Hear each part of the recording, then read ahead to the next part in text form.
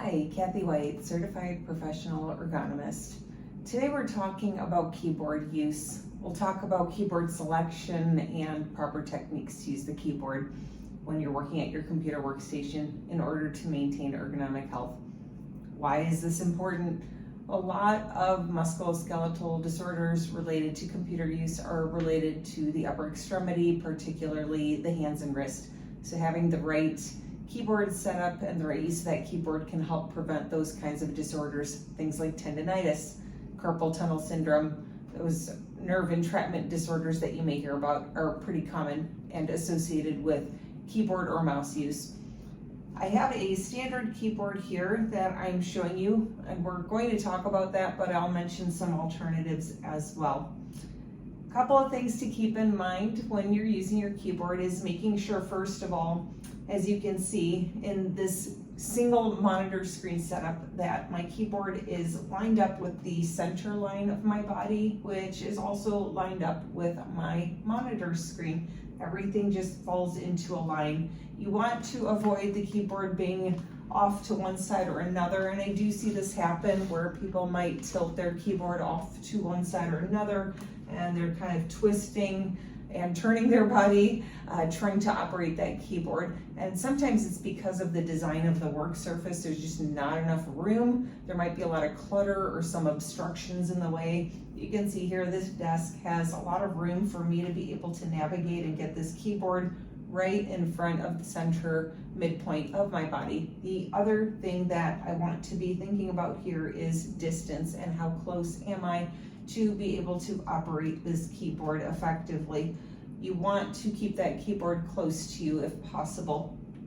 As I'm using the keyboard, I want to be mindful of my technique, and this is where, if any of you took any kind of typing classes in your past experience, you were probably taught how to arrange your fingers over the keypads and to be able to type without even looking at the keypads. There's a lot of advantage to do that. You're not bending your neck down to look at the keys.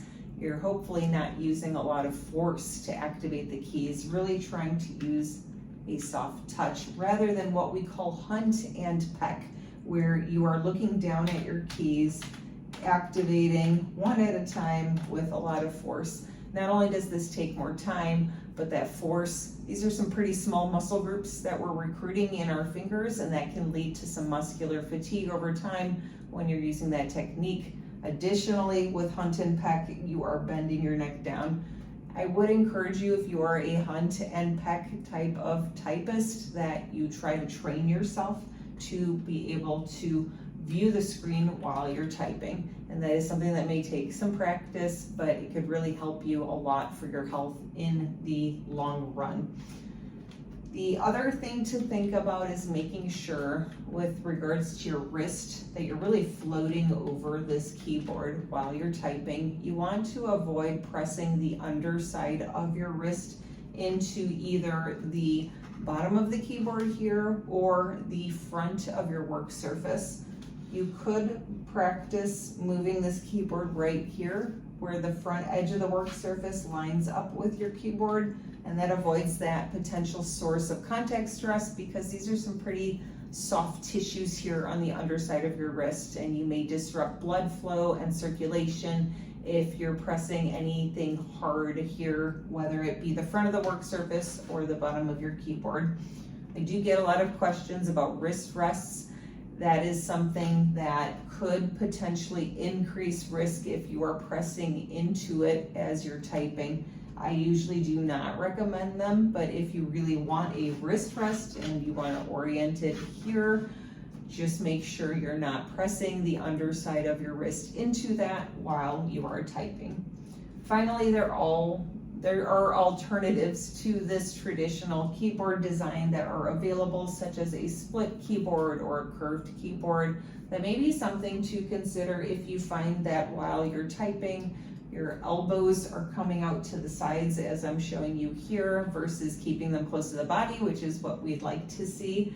That's where a split keyboard may be something that you want to investigate. And of course, there are many different models and brands out there.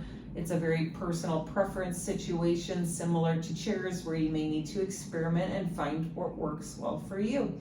I hope this information helps you with setting up a good ergonomic workstation setup with the keyboard in mind. Thanks for taking the time to listen.